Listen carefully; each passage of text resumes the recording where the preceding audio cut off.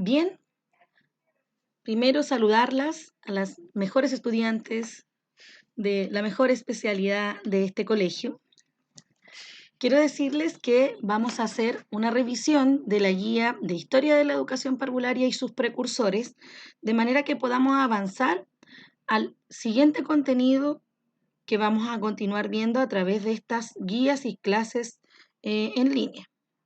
El objetivo de esta guía, chiquilla, era conocer y comprender los principales hitos de la historia de la educación parvularia y su evolución desde lo asistencial a lo pedagógico, además de comprender, ¿cierto?, las características de los diferentes precursores de educación parvularia y sus principales como aspectos de sus metodologías.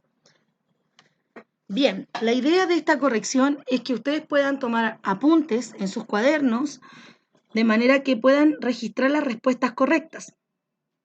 Estas las vamos a revisar cuando volvamos a clases presenciales. Si usted no dispone de su cuaderno en su casa porque se quedó en el colegio o por cualquier otra razón, puede hacerlo en otro soporte, en otro cuaderno y luego adjuntarlo al cuaderno que corresponde.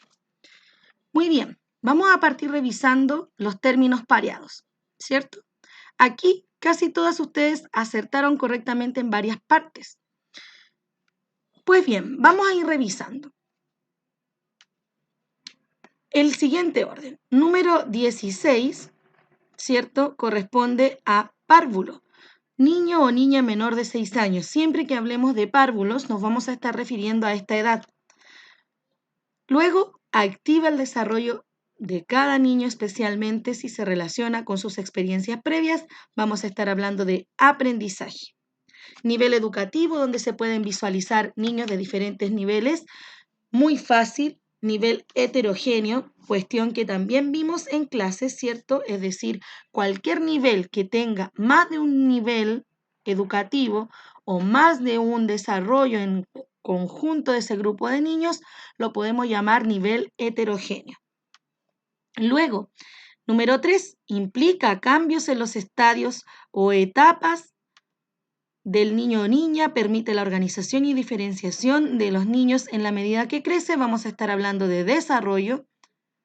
Después, organismo gubernamental correspondiente a la Junta Nacional de Jardines Infantiles, muy fácil, corresponde a JUNJI, pues esa sigla significa Junta Nacional de Jardines Infantiles. Luego, número 7, que se refiere a María Montessori, propone una metodología de enseñanza personalizada en el nivel de educación parvularia y por supuesto más adelante en esta guía vamos a ir aclarando otros aspectos referentes a María Montessori. Número 11, ¿ya?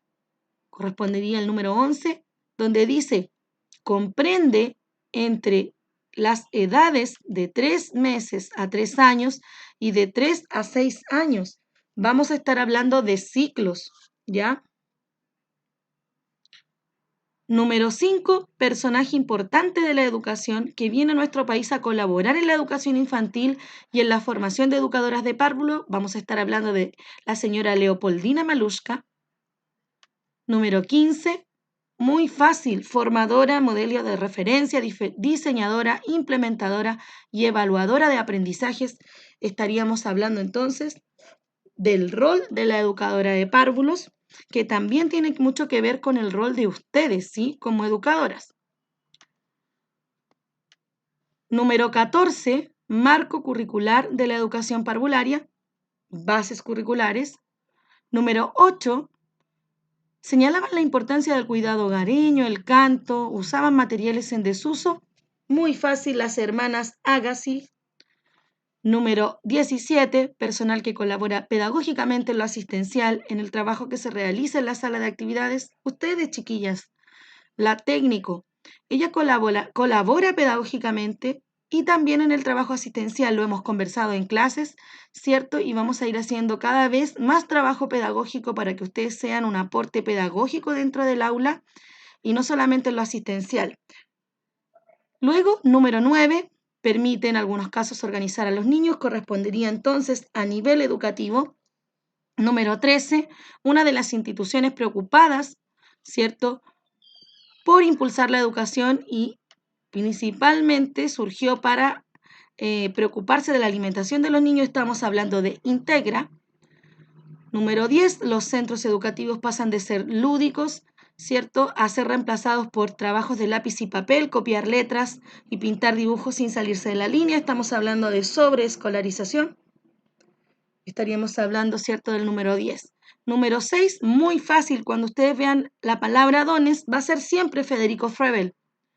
Número 2, facilita el desarrollo y el aprendizaje y que se articulen, ¿cierto?, aprendizajes y que involucren con su entorno y se apropien de él a los niños y niñas. Y vamos a estar hablando de la enseñanza. La enseñanza es fundamental para que tanto el desarrollo como el aprendizaje se puedan articular. Y niño y niña, a partir de la relación que tengan con su entorno, avancen hacia un nuevo aprendizaje. Bien, quiero decirles que la felicito también por sus respuestas.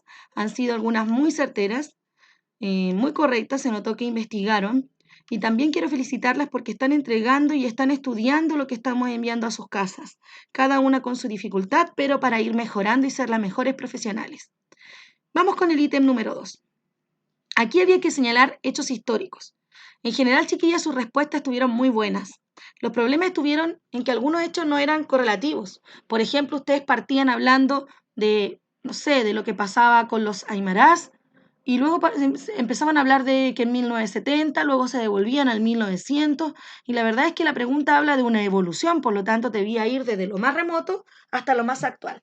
También hubieron problemas en la ortografía, y por eso alguna de ustedes que si bien tenían los 10 aspectos, los 10 hechos históricos, se les descontó un punto por ortografía o por redacción. Ustedes como técnicos siempre tienen que estar preocupadas de esto, pues escribirán información a las casas y nosotras también estamos trabajando esto con ustedes. Aquí hay algunos ejemplos de hechos históricos, ¿ya? Este estuvo bastante bueno y se le repitió a varias esta organización que aparece aquí. Sin embargo, le faltó, ¿cierto?, llegar a la actualidad, como que faltó ahí, si se fijan, llegar más bien al año 2019, porque hay hartos hechos históricos que son más actuales, como los que aparecen acá y que también en algunas líneas de tiempo que ustedes propusieron, los colocaron. Ya, principalmente, chiquillas, como el inicio de la reforma curricular del nivel con las bases curriculares en el año 2001, principalmente donde se empiezan a iniciar, y también la creación de las nuevas bases en el año 2018, las cuales son obligatorias a partir del año 2019. Asimismo, también se fija como fecha máxima, ¿cierto?, de ingreso al segundo nivel de transición y al primer año de educación básica cumplido los 5 y 6 años. O sea, hay hartas cosas que también son más actuales, ¿ya? Entonces yo las invito a tomar apuntes de estos ejemplos y hacer una sola línea de tiempo en su cuaderno donde puedan adjuntar o tener hechos desde lo más remoto hasta lo más actual. Luego aparecían algunas preguntas relacionadas con la reflexión, ¿cierto? Con la pertinencia temática de un tema. Y yo extraje un apartado de una lectura que es una entrevista a una educadora muy importante para nuestro país, quien es Premio Nacional de Educación. Ella se llama María Victoria Peralta, educadora de párvulos, tiene muchos estudios y ha hecho un muy buen trabajo dentro de la educación parvularia. Y bueno, les pedí acá este texto, no es para que copien este texto, ¿ya? Es para que lo podamos leer ahora juntas y entendamos mucho más qué significa esto de la sobreescolarización. Muy bien.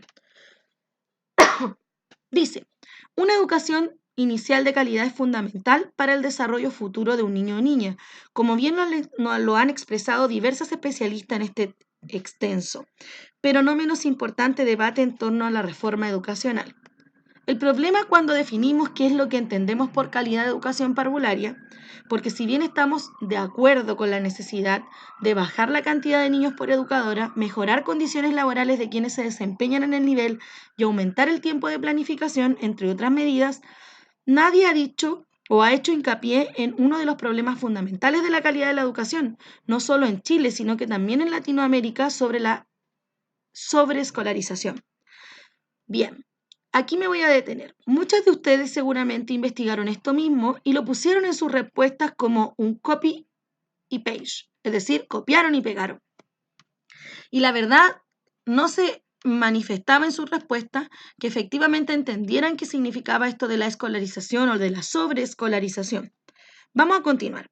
Este hecho se caracteriza, ¿cierto?, porque los jardines infantiles están perdiendo cada vez más los ejes centrales del trabajo educativo en esta etapa, es decir, enseñan con una metodología apropiada y objetivos relevantes adecuados a la edad de los niños y niñas, pero lejos de ser eso, empiezan, deberían, ¿cierto?, ser centros lúdicos de relación, de afecto, de descubrimiento y de asombro, y se han reemplazado por aburridos trabajos de lápiz y papel. En estas prácticas los niños colorean dibujos estereotipados, copian interminablemente letras y números, desvinculados de todo sentido para ellos y descontextualizados de la rica cultura a la que tienen acceso hoy en día. Es decir, empezamos a hacer que los niños copien, copien, copien, copien, copien y copien sin tener un contexto. No es lo mismo que un niño a lo mejor copie palabras que le hacen sentido dentro de su cultura, a que copie la palabra mamá o que copie la palabra el pollito o la pipa o no sé, como decía el silabario, que a lo mejor para ellos no tiene ningún sentido desde su contexto como niño o como niña. El problema subyace de este tipo de enseñanza es que junto con no favorecer un verdadero e interesante acercamiento al mundo de las relaciones humanas, de la comunicación, de las ciencias y de la expresión, niños y niñas empiezan a aborrecer estas inadecuadas prácticas escolares anticipadas, matando todo tipo de interés por continuar aprendiendo. Es decir, los niños se aburren de estas prácticas escolares que son anticipadas, porque nadie dice que en educación parvularia tengan que hacerlo. Tampoco lo dice el marco curricular, no lo dicen ni las bases curriculares antiguas ni tampoco las nuevas. ¿Ya? Es algo que hay en el social colectivo de entender que el niño tiene que salir leyendo o que debe saber mucho de lectura y escritura principalmente antes de salir a primero básico, y eso no es así. Hay momentos y etapas y la educación parvularia es un nivel en sí mismo. Vamos a continuar. Explorar, ensayar, pretender ser, otras actividades tan propias de los niños van desapareciendo por la presión que surge de la mala interpretación, la cual establece que este tipo de actividades propician mejores resultados escolares medidos con el ya cuestionado CIMSE. A ello se suma la presión social de resultados exitistas y competitivos, es decir, estamos nosotras también presionadas por una prueba estandarizada que nos pide resultados, ¿cierto? Y que a veces nos vuelve más competitivos. Como parte de todo esto, ¿cierto? También los padres muchas veces impulsan a realizar más tareas, no solo en el jardín, sino también en el hogar, cuando hay muchos, chiquillas, muchos estudios que señalan que enviar tantas tareas a los niños cuando son pequeños no es recomendado. En vez de ello, los niños podrían hacer otras cosas como noticias, leer cosas interesantes en diarios, en revistas, observar, dibujar, tantas acciones que desde la perspectiva del desarrollo integral fortalecen el rol de la familia como una principal educadora de sus hijos e hijas. Ojalá que estas temáticas, que son las de fondo, ¿cierto?, sean las que se discutan en las reuniones, en las de vecinos y, por cierto, a nivel de una verdadera reforma educacional. Chiquillas, nosotros tenemos que hacer una educación parvularia humana, respetuosa de las características del otro. Esto nosotros lo hemos, este apartado que yo les puse aquí es muy antiguo, tiene un par de años ya. Es decir, desde hace años estamos pensando en esto, en no sobreescolarizar y lo continuamos haciendo. Aquí yo puse una respuesta que puso una de sus compañeras, ¿ya? Quiero decir que aquí no se bajó puntaje porque usted esté de acuerdo o no de acuerdo con la sobreescolarización, porque se pide una opinión. Pero esa opinión tiene que estar basada en un contexto teórico, es decir, entender verdaderamente qué es la escolarización, la sobreescolarización. Y a través de esta respuesta, ¿cierto? Se puede entender que la persona que está respondiendo entendió perfectamente de qué se trata esto de la sobreescolarización. Así también, en la siguiente pregunta, ustedes pusieron muchas estrategias para evitar la sobreescolarización. Eran muy buenas, las felicito por eso. Pero también había los problemas de ortografía que les menciono y que vamos a estar siempre atentas a corregirles para que ustedes aprendan del error. También habían algunos errores garrafales, es decir, que no se pueden permitir en una técnico ni en una educadora de párvulos del Liceo Sarah Blinder. Y es, por ejemplo, decir, es que vamos a enseñar de esta forma porque los niños deben aprender cosas fáciles. La verdad es que los niños no aprenden cosas fáciles, aprenden cosas muy difíciles. Nosotras tenemos que enseñar cosas muy difíciles, ¿ya? Que los niños solo aprenden lo que ellos quieran. Es que hay que enseñarle a los niños lo que quieran. No, nosotras no enseñamos a los niños lo que quieran. O sea, ellos podrían no hacer absolutamente nada si no quisieran. No se trata de eso. Tampoco somos un nivel preescolar. Nosotros somos un nivel que se llama educación parvularia. No somos pre de nada, porque ya estamos contradiciéndonos si hablamos de sobreescolarización y hablamos de preescolares. También algunos de ustedes proponían y decían, es que voy a hacer muchos juegos lúdicos. Eso es una contradicción, pues el juego es lúdico en sí mismo, por lo tanto solamente digo juego, ¿ya? Decir, por ejemplo, haría muchas cosas entretenidas, pero nunca tampoco hacían énfasis en que los niños eran protagonistas y activos en su aprendizaje, que era lo principal que buscaba la respuesta de esta pregunta. Pues bien, las otras dos preguntas que siguen se relacionaban específicamente con las bases curriculares y lo que allí aparece. Muchos de ustedes pusieron cosas que eran bastante certeras, pero yo aquí les quise colocar un punteo de roles que tiene la educadora de párvulo y que ustedes también están inmersas en estos roles. ¿Ya? Uno de esos es guiar un proceso educativo, coordinar actividades con los niños, con la familia, con una comunidad en general, ser mediadoras de aprendizaje, valorar la relevancia y el sentido de su labor pedagógica, asumiendo en forma autónoma y responsable la toma de decisiones que se realizan para diseñar e implementar un proceso educativo que sea sistemático, chiquilla. También disponer de un saber profesional, o sea, usted tiene que saber mucho para ser educadora de párvulo. Debe diseñar, preparar e implementar ambientes enriquecidos y desafiantes para los niños y niñas. Debe saber en profundidad cómo aprenden y se desarrollan los niños.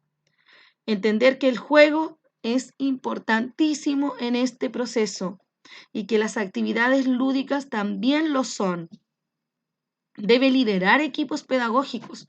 Eso lo hace la educadora, pero en algún momento, dependiendo del contexto laboral que usted tenga, también podría liderar equipos pedagógicos de otros técnicos e incluso ser la técnico que lidere toda una comunidad educativa, todo un jardín infantil, porque hay modalidades de trabajo en que usted tiene ese rol.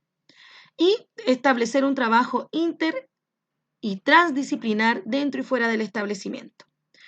Muy bien, respecto a la siguiente pregunta, sí, en las mismas bases aparece, ¿cierto?, que el fin de las bases curriculares o de este marco curricular es en el fondo entregar una educación de calidad oportuna y pertinente a todos los niños de forma igualitaria y también de acuerdo a las necesidades de cada uno de ellos y de sus contextos, reconociendo a los niños y niñas con un enfoque de derecho, trabajando con la inclusión, trabajando con la familia y con la comunidad. Respecto a la siguiente pregunta, aparecían unos cuadros, ¿cierto? Aquí, respecto a Federico Froebel, yo quise destacar aquellas respuestas que eran como más pertinentes. Para Froebel, el rol del niño era más bien que los niños aprendían jugando, se relacionaban con la naturaleza o debían relacionarse con la naturaleza. El educador, por su parte, debía conocer mucho las características de desarrollo del hombre. Recuerden que en ese tiempo todavía se hablaba de que los niños no eran tan como distintos a los adultos, sino que eran adultos pequeños, ¿cierto? Pero sí ya había una preocupación respecto de cómo tenía que ser el educador de estos niños, cómo tenía que ser el adulto, ¿ya? El educador debía enseñar en base a un material didáctico y es por eso que él crea una metodología basada en los dones, ¿ya? Que era material didáctico que él realizó para trabajar didácticamente con los niños y niñas. Señalaba que ellos debían aprender jugando, que esa era la metodología que se debería realizar, y formó pedagógicamente a las madres, quienes desempeñaban en el fondo el rol de las primeras educadoras. Luego teníamos a María Montessori, que nos sigue mucho hasta en la actualidad en nuestros jardines, donde el rol del niño basa principalmente por ser un rol activo de un niño que aprende de lo cotidiano, que escoge su propio trabajo de acuerdo a sus intereses y habilidades, ¿ya? Todo esto considerando que el niño no hereda caracteres, sino que tiene la capacidad de potenciarlos con la experiencia, es decir, este niño tiene una inteligencia y esta inteligencia es moldeable y es modificable. Por lo tanto, el educador tenía más bien un rol de mediador, de guía en el proceso de aprendizaje, un rol donde el educador debía desafiar, proponer, realizar preguntas de indagación a los niños y niñas para que este trabajo fuese personalizado y también para intervenir cuando es necesario en el proceso de aprendizaje y no como que la enseñanza estuviese solamente centrada en el profesor, ¿cierto? Sino que más bien la enseñanza estaba centrada en el aprendizaje y en las acciones que hacía en forma particular y según sus intereses este párvulo. Y el rol del educador se basaba principalmente en centrar su rol en la preparación y organización de materiales, ya para que los niños y niñas, a través de sus intereses, llegaran al conocimiento. Su metodología tiene mucho que ver con el principio de la mente absorbente, es decir, entender que el niño tiene la capacidad de absorber, de aprender todo lo que se le dé cuando es pequeño, ¿ya? Se consideran fundamental entonces los periodos sensibles de aprendizaje de los niños, la actitud mediadora del adulto, el ambiente preparado como un principal agente dentro del proceso de aprendizaje, el material autocorrectivo, que es la principal característica del material montessoriano, el protagonismo y el rol activo de los niños. Respecto a las hermanas Agassiz, ellas tenían que ver con que el rol del niño fuese también activo, pero que realizaran actividades que provenían del hogar y de la vida cotidiana, todo a través del aprendizaje mediante su entorno. Y la educadora era quien proporcionaba un ambiente cálido, muy similar al hogar, con mucha alegría, con mucho juego, con el ser una educadora muy maternal, ¿cierto?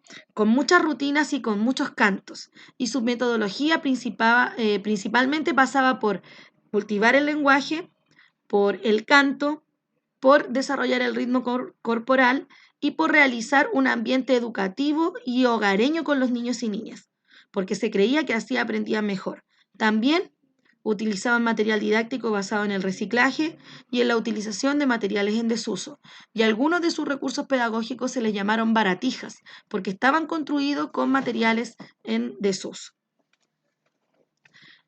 Hay 4 características principales en los principios de la metodología montessoriana. La primera es la mente absorbente, que es decir, que el niño tiene una capacidad innata por aprender y por lo tanto absorbe y aprende de todos sus estímulos. Otro periodo sensible, que eran periodos de la edad en que los niños adquieren ciertas habilidades. Por ejemplo, entre los 2 y 3 años los niños adquieren el sentido del orden, por lo tanto es importante trabajar con ellos rutinas, tener lugares determinados para guardar ciertas cosas, así como también hay otros momentos para aprender el lenguaje, otro las matemáticas, etc.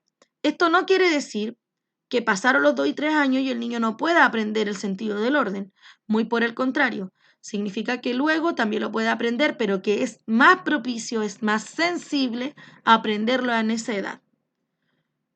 Un tercer aspecto, el ambiente preparado, es decir, el ambiente, ya sea el entorno o los recursos materiales, al estar organizados se convertían en un tercer educador. Y finalmente la actitud del adulto, donde el educador ejerce una figura de guía que potencia y propone desafíos a los niños, les propone cambios, les propone novedades, les hace preguntas con una intención indagadora para que sean ellos los protagonistas de su aprendizaje. Es decir, la educadora no explica una actividad, la educadora realiza preguntas para que los niños vayan descubriendo lo que van a aprender.